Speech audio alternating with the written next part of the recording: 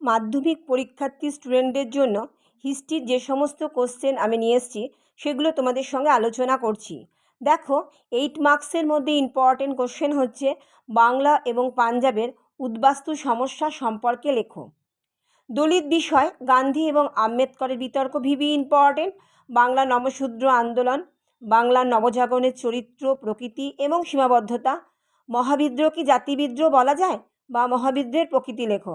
মুন্ডা বিদ্রোহের কারণগুলো লেখো। ওহাবিয়া আন্দোলন সম্বন্ধে লেখো। Workers and peasant party. বঙ্গভঙ্গ আন্দোলনে নারী অথবা শ্রমিকদের ভূমিকা।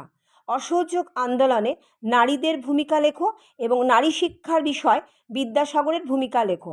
এবং 4 মার্কসের জন্য যেগুলো এনেছি সেগুলোর মধ্যে ইম্পর্টেন্ট হচ্ছে হুতুম প্যাঁচার নকশা, জাতীয় বিকাশে আনন্দমঠের ভূমিকা, কলকাতা মেডিকেল কলেজ, নবজাগরণের প্রকৃতি, মহাবিদ্রোহের প্রতি শিক্ষিত বাঙালি সমাজের মনোভাব, ইতিহাসের উপাদানের সরকারি নথি, নারী শিক্ষা বিস্তারে রাধাকান্ত দেবের ভূমিকা, উডের নির্দেশনামাকে কি মহাসনদ বলা যায় কেন, উদ্বাস্তু সমস্যা এবং সমাধান, ভারত সরকারের ভূমিকা। এবং টিকার মধ্যে ইম্পর্টেন্ট দেখো, একা আন্দোলন, রশিদ আলী দিবস, মিরাট ষড়যন্ত্র মামলা, U Ray and Ray sons.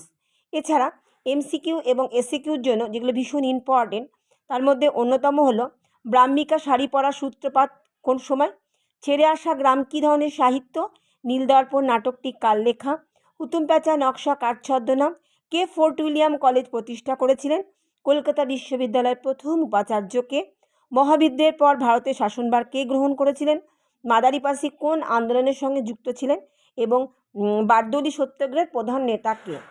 এবং এমসিকিউ এবং এসিকিউর জন্য তোমাদের পুরো টেক্সটটা ভালো করে রিডিং দিতে হবে।